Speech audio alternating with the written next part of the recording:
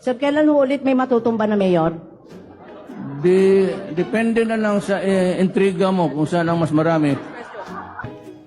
You are from, ABS-CBN po, si Doris Bigornia. akala ko sa Lebanon. Pwede man lang mag-toilet break habang nag-aantay? Sige. Okay. Pangatlong ihi mo na yan, Mar. Bakit naman nila ayaw tayong magsama sa isang kwarto? Nagtataka din ako. Ikaw ata nagsabi, huwag mong ipapasukin si Duterte dyan. Nauna ka sa akin dito. Yung convoy mo, sinusundan ko.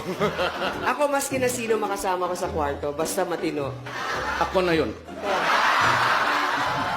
May we acknowledge the presence of Governor Davide, Congressman Luigi Quisumbing, Congressman Advincula, Mayor Tommy Osmeña, Attorney Mike Toledo, Mr. Lourdes De Vera, Secretary Ace Durano.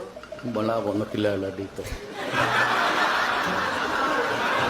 Mukhang talo na ako dito sa butuhan. Hindi, ganito na lang. Yung hindi natawag dito ng dalawa, dito na kayo sa akin. Ito, tingnan mo itong binigay na. Tingnan mo ha, pag ginanong ko, alcohol. Yan. Kaya ako, kanina pa ako, sige, naglalaro ako, nag-enjoy ako na pati Sprite eh. Alcohol. Ito si Bong. Sige siya pag pinapanood niya yung gimmick mo doon sa... Sabi niya, tignan mo talaga si Chavez ito. Sabi ko, huwag mong gawin, baka hindi totoo yan. Totoong patulog-tulog siya, pero we can only say good luck and may the next mission be accomplished. Pupunta rin ako dito kasi nandito si Vice President. Kung saan siya nagapunta, nagpasunod-sunod ako. Biyuda kasi. Anod ba ako sa... totoo, anod ako sa asawa. Ma'am, balita ko may boyfriend ka. Do not be offended, pero yung sabi nila, hindi yung totoo. Awa na po ako sa inyo, mahal na Pangulo. Tigilan niyo na po ako. Ano pong gusto niyo sa akin? May gusto po ba kayo sa akin? Sir, Senator De Limas was asking if may gusto daw po ba kayo sa kanya. Ano? She was asking, sir, kung may gusto daw po ba kayo sa kanya. Masyado na nila akong ginigipit, inaapi. Tapos ganyan pang gagawin nila.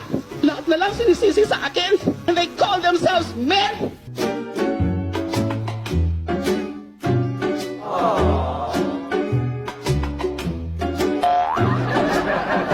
Doresa was valedictorian, pag-graduate. Puro yan sila valedictorian. Puro valedictorian.